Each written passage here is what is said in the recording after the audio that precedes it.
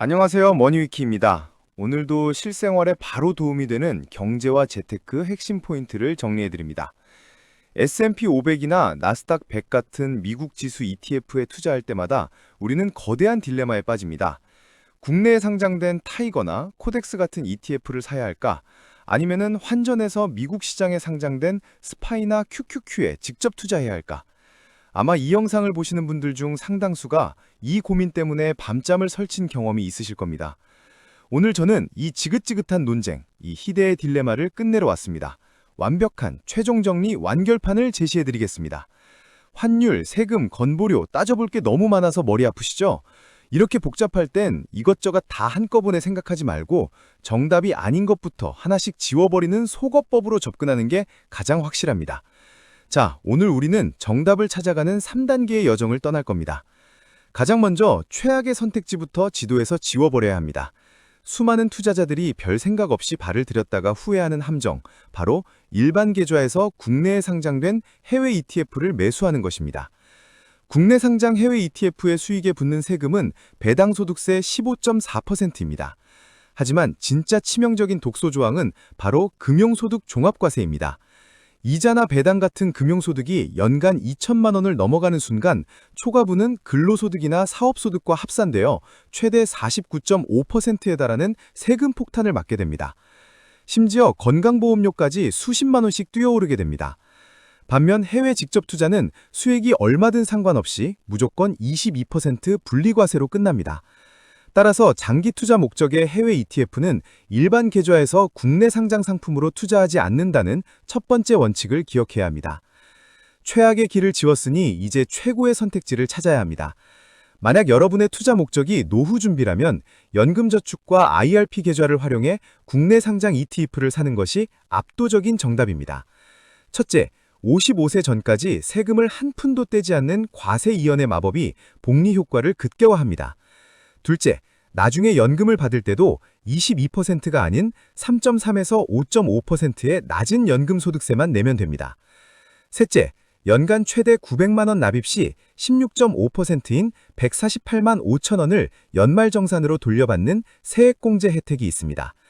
시작부터 16.5%의 확정 수익을 얻고 들어가는 셈입니다. 노후자금 마련이 목적이라면 연금계좌는 선택이 아닌 필수입니다. 그럼 5년이나 10년 뒤에 써야 할 중장기 목돈은 어디에 투자해야 할까요? 여기서 ISA 계좌와 해외 직접 투자의 맞대결이 시작됩니다. ISA는 현재 일반형 200만 원, 서민형 400만 원까지 비과세 혜택을 주고 초과 수익은 9.9% 저율 분리과세를 적용합니다. 반면 해외 직접 투자는 매년 250만 원까지 세금을 면제해주고 나머지의 22%의 양도세를 매깁니다. 해외 직구의 가장 강력한 무기는 매도를 하지 않는 이상 세금을 내지 않는 무기한 과세 이연입니다. 하지만 ISA는 3년이라는 의무 가입 기간이 있고 만기 때마다 정산을 해야 하는 구조입니다. 이 둘은 일장일단이 매우 명확해 보이지만 실제 숫자를 비교해보면 놀라운 결과가 나옵니다. 현실적인 시뮬레이션을 해보겠습니다. 3년 동안 꾸준히 투자해 3천만 원의 수익을 냈다고 가정합시다.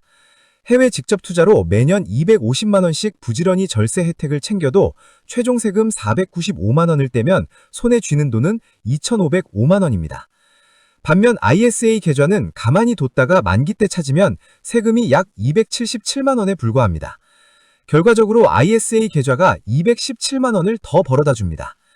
217만 원이면 최신형 노트북 한 대를 공짜로 받는 셈입니다. 수익금 규모가 커질수록 22%와 9.9% 세율의 격차는 더 벌어질 수밖에 없습니다. 세금 측면에서 보면 대부분의 상황에서 ISA가 유리하다는 것이 수학적 결론입니다. 물론 해외 직접 투자를 선택해야만 하는 예외 상황도 세 가지 있습니다. 첫째, 연간 투자금이 ISA 한도인 2천만 원을 훌쩍 넘는 고액 투자자라면 해외 직구가 나을 수 있습니다. 둘째, 3년이라는 의무 가입 기간을 채우기 어렵고 언제든 돈을 빼야 하는 상황이라면 유연성이 높은 해외 직구가 유리합니다. 셋째, 원화가 아닌 달러 자산 그 자체를 보유하고 싶거나 자녀 유학 자금 등으로 달러가 필요한 분들에게는 환전 수수료 없이 달러를 보유하는 해외 투자가 더 매력적일 수 있습니다. 본인의 투자 규모와 자금의 성격, 그리고 달러 보유 필요성을 따져보고 이 예외 상황에 해당하지 않는다면 다시 한번 ISA를 우선적으로 고려하시기 바랍니다. 최종 가이드를 정리해드립니다. 3년 이상 장기 투자가 가능하고 연간 투자금이 2천만 원 이내라면 ISA 계좌에서 국내 상장 해외 ETF에 투자하십시오. 정부 정책에 따라 앞으로 ISA의 비과세 한도는 500만 원에서 1000만 원까지 늘어날 전망입니다. 투자의 세계에서 가장 비싼 비용은 망설임입니다. 법이 통과되길 기다리지 말고 지금 바로 계좌를 만들어 3년이라는 시계바디를 돌려놓으십시오. 복잡한 세금 계산은 시스템에 맡기고 여러분은 본업과 삶에 집중하시길 바랍니다. 이 영상이 도움이 되셨다면 좋아요와 구독으로 함께 해주세요. 앞으로도 꼭 필요한 정보만 정확하게 정리해드리겠습니다. 시청해주셔서 감사합니다.